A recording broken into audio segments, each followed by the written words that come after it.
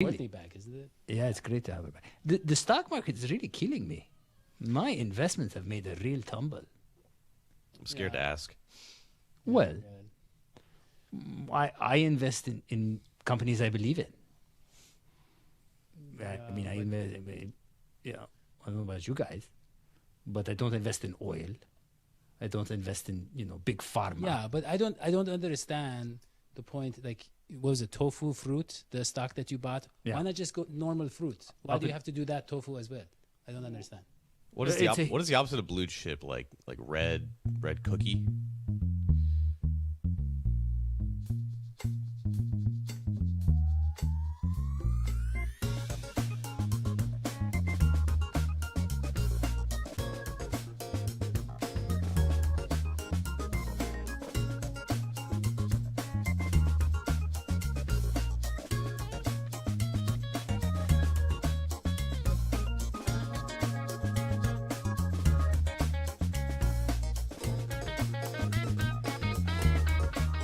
Welcome. Yeah. Oh, yeah. Bengals show. Bengals podcast. Yeah. I'm your host, Eddie McDuke. I'm joined as always by Dr. Hoji, Dr. Oh, yeah. Hoji, and John James Brown Sheeran. Protect yourself. But I am so yeah. pumped about this coming Bengals year. Yeah, really. This is going to be the best yet. I think so. If I don't think jinx so. it. Yeah, we're stacked. But look, we have a lot to talk about today. We want to talk about the Ring of Honor. We want to talk about some injury updates. We want to talk about some promising news out of training camp. But first, of course, Courtney wants us to talk about Brinks.TV. And it is crazy how fast Brinks.TV turns podcasts around. Now, we heard the very sad news out of Texas today, very tragic news. And Governor Greg Abbott is very upset. Yeah. And his resolution is to start a podcast called, let me get this straight, All You Need Is Guns, which is actually abbreviated version of the podcast named All You Need Is Guns, All You Need Is Guns, All You Need Is Guns, Guns is all you need. Wow. And his solution basically is if everybody has guns, we won't have this kind of stuff anymore. No, that's horrible. Yeah, that is How ill-timed and how insensitive. I don't know how they come up with these things. Yeah, well, yeah, Courtney better work on the, Brinks shows. Yeah. Get something a little more, yeah. Right. But that is Greg Abbott for you, folks. That is Yeah. what he has Yeah. planned, of course. Now, we have a lot to get to, and I want to first tell you that a lot of people have been finding problems with some of the things said on the show. Right. So we have hired 80% of it is untrue. Well, That was the statistics that came back after we were not voluntarily studied, examined by the FCC, something like that. 80% of facts spewed on this. You're just making up facts. See, I have a real. The 20% that John said was true, and then we're going the to find out. 40% that I said, and It's the 40% it's literally the 80-20 rule. Like, we don't have to reinvent the wheel here. Well, we have hired, and this is what the DHSPORTS, when you go to patreon.com/DHSPORTS, when you fund the show, this is what we are using it for. We have hired a fact checker. Woo, yeah, Yes, finally. and I'm talking about Angela Polo. Angela, welcome to the show. Welcome. Yeah. Thank you for having me. I'm so excited to check all the facts and make sure you guys don't tell a lot of things that are not correct. Yeah, I'm worried about John, his reputation, but we'll see how this plays out. So the first topic we want to talk about is the Bengals wide receiver trio, talking about, of course, Jamar Chase, T. Higgins, and Tyler Boyd.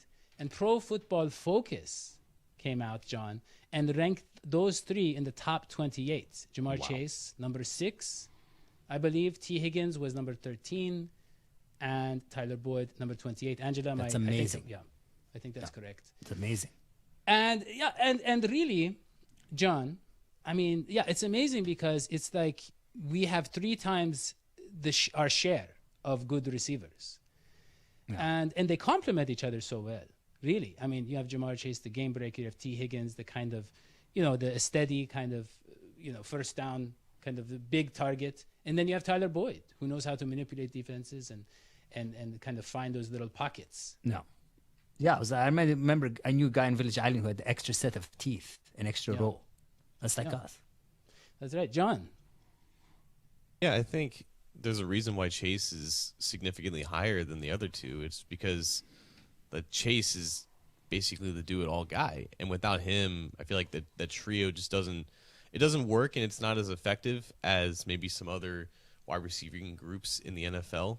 But Chase is a bona fide number one receiver, and maybe T. Higgins is on that path right now. Maybe he continues to develop as an athlete, and maybe this is all that Tyler Boyd will ever be in his career, and that's perfectly fine. Like, he's a top 30 receiver who does well in his niche role. But like you said, they all have different strengths and weaknesses. But Chase is clearly in that top 10 for a reason. It's because anything that those other two guys can do, Higgins and Boyd, I think Chase can also do, and that's really the difference in him compared to a lot of other receivers in the NFL. There's not anything that he can't do, and that's why I think he's so high on this list. When I watch Chase, hold on, I want Angela, I just want Angela to go back and look at the transcript. John, actually, you misquoted me. I didn't say they have strengths and weaknesses.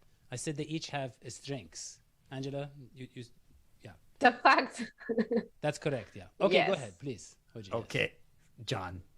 So, anyways, my thing with Jamar Chase, when I watch that man play, is I have seen great wide receivers. I've never seen them as gritty, as tough as Jamar Chase. What gets me every time I watch a game is the man seems equally ready to be like a tight end kind of, I will knock you down and run all over you. And also, I will run faster than a speeding bullet and be in the end zone faster than anybody on the team. The man's got this super, almost human ability. This isn't just one of the greats of 2022. This is one of the greats of this generation of receivers. Yeah. Now, that being said, T. Higgins, if you're number 13 behind number 8, that's pretty awesome. And I agree with John. Yeah, okay, fine. A lot of opportunities opening up because Jamar Chase is on the team and people are trying to double cover him or whatever. But still, a lot to be proud of. All of you guys. Again, yeah. Angela, I think we can conclude. Could we check that one? T. Higgins was not number 3. He was 13. not 28. Yeah, he was 13th. Yeah. That's exactly what he said. Yeah, thank you, Angela. Angela. Okay, so Angela. I hired Angela. Please, stop. Look, let us move on to Alex Kappa. Okay. And John, Alex Kappa, okay, he injured his abdominal things, right? Yeah. And nobody knows how. And I'm guessing, they don't want to say it, but I'm guessing, if we can pull up the Alex Kappa, topic there. I'm guessing, John, that it was because he was wearing his seatbelts while he was driving. Because no way. That is why I don't wear a seatbelt. No. Is because, it's very dangerous. A lot of abdominal injuries happen by wearing your seatbelt. That's not true. Are you giving Angela more work to do? Yeah. Wearing your seatbelt is a necessity. There's kids that watch this show, Daddy. Well, they should be careful. Yeah, go ahead, Angela, please. Well, actually, I looked it up, and an article from 1967 by Dr. John Lemire mentioned 23 intra-abdominal injuries that resulted from using seatbelts in cars. Okay, well, that seems a little bit outdated, Angela. but there are some dangers. You never know. Right. Well, whatever. Okay, we give you that one. We give you that facts one. Are facts. No seat. Yeah. Kappa, no more seatbelt for you. You got the right bareback. Yeah. So, John, really, look, they say he's going to be out a few weeks, and I mean, the thing is this: I don't know how to say this, but how do they even know where his abs are? Because these men are like 400 pounds. How do they know it's his abs and not something else hidden? He's not Hoji's weight. Come on, you can at least kind of sense where his stomach is. It's just, I think the Bengals are lucky, to be honest with you, because it seems to be like every season at this point in the calendar, there is some random injury from a guy who's practicing without pads on, and then he misses some time, and then all of a sudden it's a very serious injury. And now we don't know the extent of Kappa's injury. But, I mean, you can go back to 2019. Jonah Williams had his shoulder injury out of nowhere. You had last year Hakeem Adeniji, White Hubert. They were both out for a long time. Hubert missed the entire year, along with Jonah back in 2019. So if Kappa is perfectly fine by the time the preseason and training camp rolls around, this is a huge win because injuries right now are so crippling because you have all this optimism about these guys fitting into these new roles. Alex Kappa is so important to this offensive line, so hopefully he's not sidelined for too long. Yeah. Just I hope maybe he can sit in the back seat or something. And I don't know. Again, I don't think we can make this assumption. He could do what I do, which is sit on your you sit on your uncle's lap and he puts his arms around. Yeah. Like this. Okay. Yeah, his uncle must be very big. But look, I want to go to the main topic of today, which is the Ring of Honor. Oh gosh. Now, the Ring of Honor, it's very important because this for us, it's such a it is such a big step for the Bengals franchise that they're honoring these people who played for the team, and it's long overdue because it kind of sets them up for the Hall of Fame. Now we know that Anthony Munoz is the only Bengals player in the Hall of Fame, unless you count Paul Brown. He's the founder of the Bengals, but and that's not fair. I mean, obviously we have a lot of people that are better than that. Now, last year, John, it was Paul Brown, Anthony Munoz, Ken Anderson, and Ken Riley who got into the Ring of Honor. This year, some of the candidates, are what? Chad Johnson, Corey Dillon, right? Willie Anderson. Yeah. And who gets to decide that is the question, and it is going to be. This is my favorite part of the whole ordeal. Wait, no one's mentioning McCarron for the no, AJ McCarron, no. But what I love about it, John, is that only the season ticket holders, so the people who have established that they have wealth, that they are, let's say, powerful individuals with financial mobility, these are the only people who are allowed votes. Even the people who just buy tickets or support the team, it doesn't matter. That's horrible. It is about wealth. Well, is it horrible? Because this is actually the true vision of democracy. Oh, come on. That our founding fathers had. Yes, it is. This is how the I founding will have you know fathers that envisioned democracy. Not everybody should vote. Yes. Our forefathers extended unto this great nation a democracy for the people, by the people, of the people. Okay? It's a democracy because everybody got to say. Yeah. Everybody got to vote. That's not true. Angela. Everybody got to say. Angela, what was the founding fathers, what did they really think about democracy? Well, so in 1776, John Adams told a Massachusetts judge, James Sullivan, his opinion on the right to vote for the poor and for women. So listen, shall we say that every individual of the community, old and young, male and female, as well as rich and poor, must agree to every act of legislation? Few men who have no property have any judgment of their own. It is dangerous to open such a source of controversy and altercation. There will be no end of it. New claims will arise. Women will demand a vote. Well, So, I guess you got us there. John Adams, is the only property owners and people and men was what they envisioned. And I'm okay with women today if they have season tickets, like Mike Brown. That is the policy. They must be wealthy. An oligarchy. Yeah. But John, okay, look. Who are your favorites to get into the Ring of Honor this year and why? It's a good question. I feel like if we want to kind of honor those who kind of came before everyone else, I think Isaac Curtis has a really good case just because he was the first real elite receiver in a franchise that has just produced elite receiver after elite receiver. They rewrote the game, the rule book for him. That's what I'm saying. And I feel like someone made a good point about this. Like, I don't think anyone wants another situation with Ken Riley where he was deceased when he was inducted. I think everyone wants these guys to live out this moment for real. And maybe that should give credence towards bringing in the guys who played here first. And maybe that is why guys like Isaac Curtis, maybe Lamar Parrish, maybe they get first dibs. But if we're going off of just pure resume, I think Willie Anderson for sure should be the next guy in, along with either Chad Johnson or maybe even Boomer Esiason. Boomer Esiason was the MVP quarterback. Yeah. Not a lot of franchises have that. So I think there's 4, maybe 5 clear favorites, and any one of them will get my vote. Yeah, I mean, so Joe Goodberry today said that Willie Anderson was the greatest right tackle in history. And I think, John, he allowed 2 sacks in 14 seasons or something? I don't know if Angela can check that, but something like that, right? Yeah, no, that's right. Yeah. We don't need Angelo. It was a little bit more than that, but not that much. Yeah. No. Yeah. So I mean, Willie Anderson was amazing, but he played the right tackle, and he didn't play for a lot of winning teams. And so how do you quantify that? It's very hard to quantify his contributions. But actually, yeah, I chatted with Willie Anderson right before the show. I was trying to get him on the show to see if he thinks he should be in the Ring of Honor. But Does he? I don't know. I couldn't figure Are it you out. questioning how to quantify it because of he was a right tackle or just because he was an offensive lineman? No, I'm saying it's hard for outside, not me. The what do you call them? The vulgar people to masses to understand the masses to understand. Yeah, they can't the riffraff. perceive his greatness the way that we do on the show. Yeah. That is why my whole thing is I think football has become too much about numbers and statistics. To me, if one person built the Bengals culture, one of them, the top maybe 10 people who has built Bengals culture with these days, Icky Woods with the Icky Shuffle. And I think for that alone, and for his rookie season, the man deserves a Ring of Honor. Put him in there.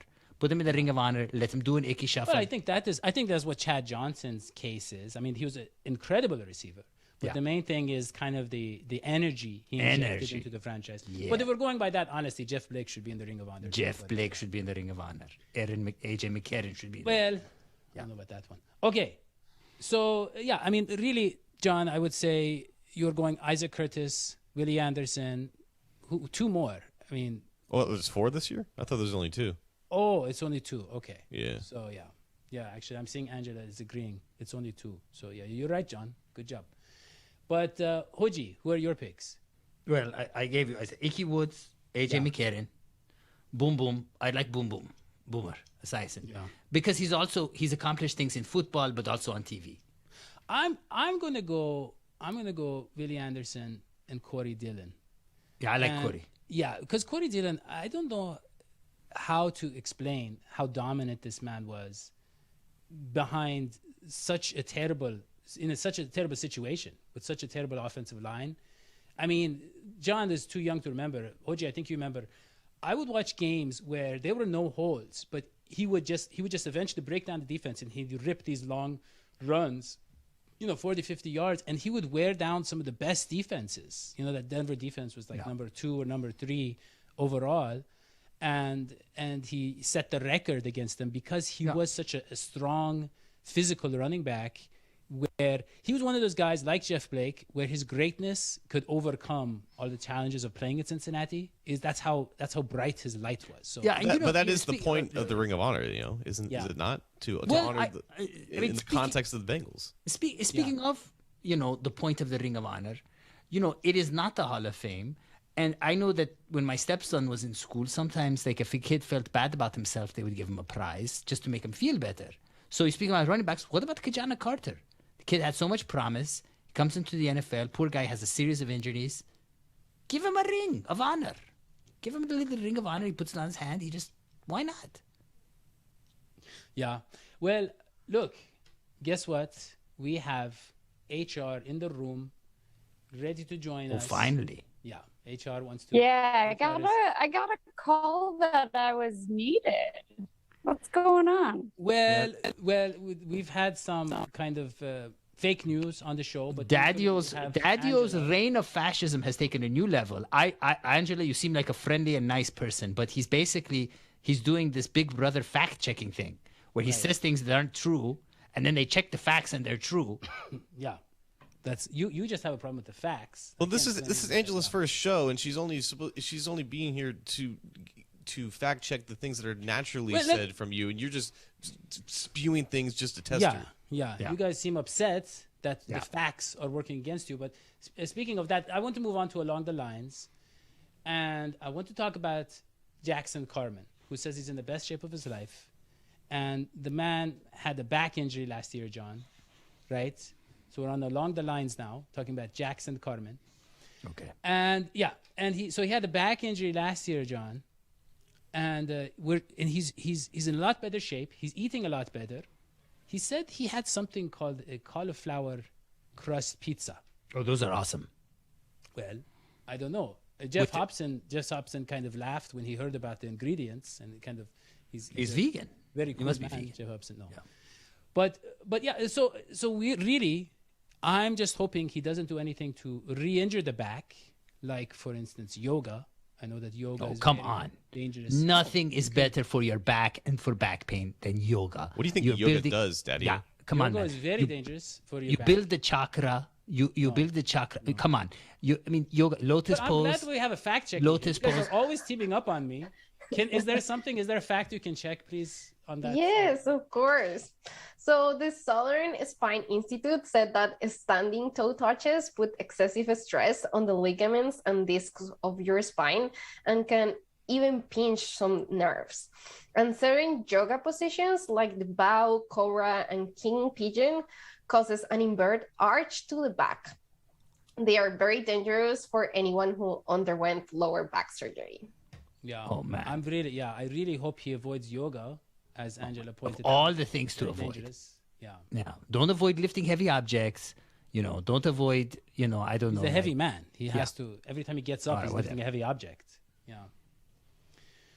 But, yeah, well, we haven't changed the headline yet, so I guess we can We get, all know what we're talking about. Like, I don't know. Yeah. Like, we can get we're on the same Bridget's- page. We can We are get in. Bridget's. That means Bridget, we're always in the Ring of Honor. who are your Ring of Honor candidates, Bridget, by the way? I'm trying to remember. I think I voted for Ocho Cinco. I mean, Chad Johnson. We're calling him Chad Johnson now, right? Is that what the grown-up thing we've all decided Angela, to that's his do? name, right? That's Chad his, She Johnson. said That's it's his name. That's She his says name. it's his name. Go ahead. That's the fact-checked name. Yeah. And yeah. is Anthony Munoz, That is his name. is he too. on the ballot? But is he Anthony on the Munoz- ballot? No, he 'Cause I got think in I voted last for year. him. He got in last He's year. in. He's Then I already didn't in. vote for him. Then you it should might have. be Boomer. I'm sorry. I might have voted Boom, for boom. Boomer. I'm reassessing my opinion about democracy because Bridget is the only one here that can vote, and she's voting for people That's who are already true. in the Ring of Honor. So No, maybe the wealthy thing. I didn't double vote. Yeah. It's been a Wow. long day. I've been on Wow. planes. I got What an is this, emergency California? call You, that you, you got to be Daddy grateful was out that of she's even here. control. Yeah. Well, okay. I'm in Texas. Oh, How wow. is it in Texas?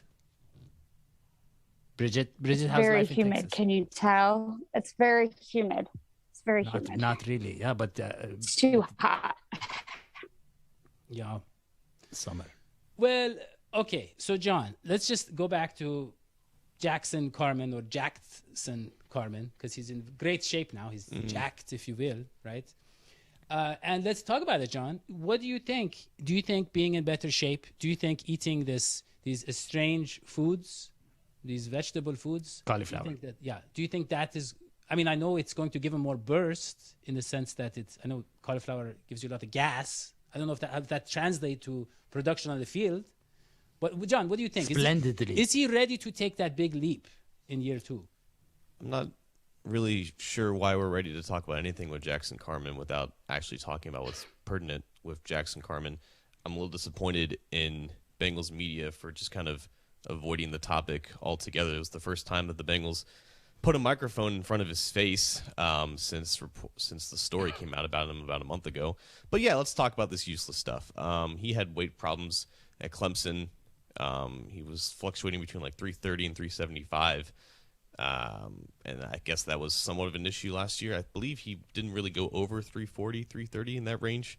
But yeah, when you have so-called issues in terms of taking to coaching and maybe conditioning issues in general, anytime that you kind of adjust your overall training course and whatnot and eating better and slimming down, like, yeah, your athleticism is naturally going to improve. But I think for him, it's just about just being more committed to his craft, and I think that's going to separate it. He should eat more cauliflower. Cauliflower is good for your heart. It detoxifies your body, helps with respiratory problems, good for your skin, improves your digestive system, full of vitamins. Why are you dissing cauliflower? I'm not dissing cauliflower. I'm not. I've never had it, so I can't have an opinion on it.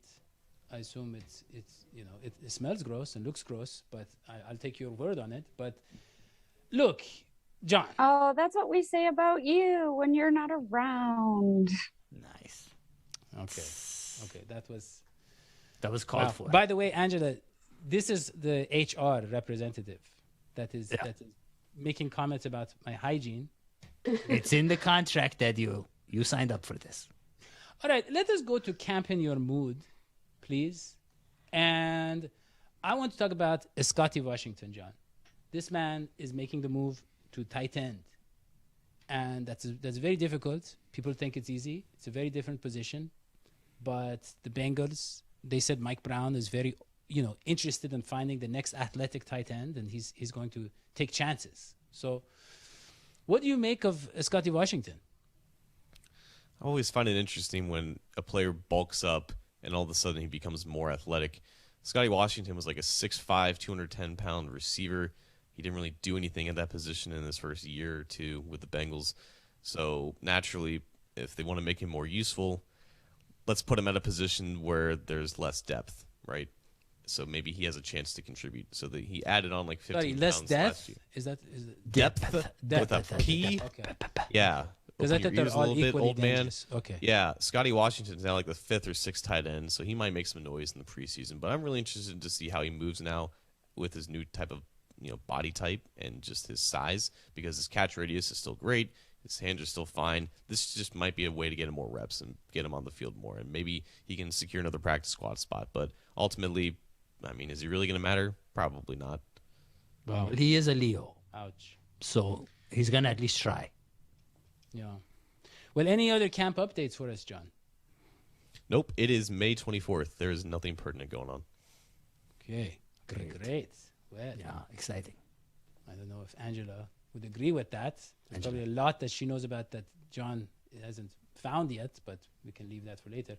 But, all right, look, I want to talk about patreon.com/DHSPORTS. If you love the fact-checking on this show and the accuracy that you saw today, then go support our show, and so we can afford to pay for the fact-check. It's very expensive. I don't know if you know, but a lot of presidents didn't even have fact-checkers. Right, Angela? And so it's very expensive. It's a very prestigious position.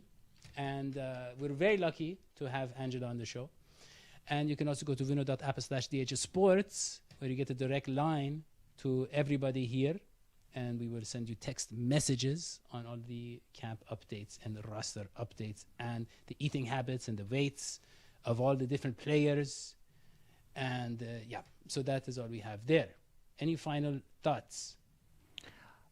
I would like anybody who's watching this show to put their pick for the Ring of Honor in the comment section. Yes. Because I would love to read that and prepare for next show. Yeah, and you should know that it does make a difference, because Bridget is one of the elites who can actually vote. She has earned that. She has bought the right to vote. She's the 1%. Voting is supposed to work. Yeah. And she is a woman, but that is okay now. I've read that it is completely okay for women to vote now. John Adams, his opinion is outdated. But that is all we The have. suffrage is real. Yeah. Happened like 100 years ago, Daddy. Well, I don't know. I mean, I mean, this show, we have so much to cover. I can't keep up with all the news. But yeah. All right, look. That's all we have. Don't forget to subscribe, like, leave a comment, turn on notifications. We are the #1 Bengals podcast. We are on iPhones and all the places you find your podcastings. And for Dr. Reggie Electric Smoji and John James Brown Sheeran in HR and the fact checker, I'm Daddy McDuke. We'll see you next time. So long, sweetie. Peace. Bah.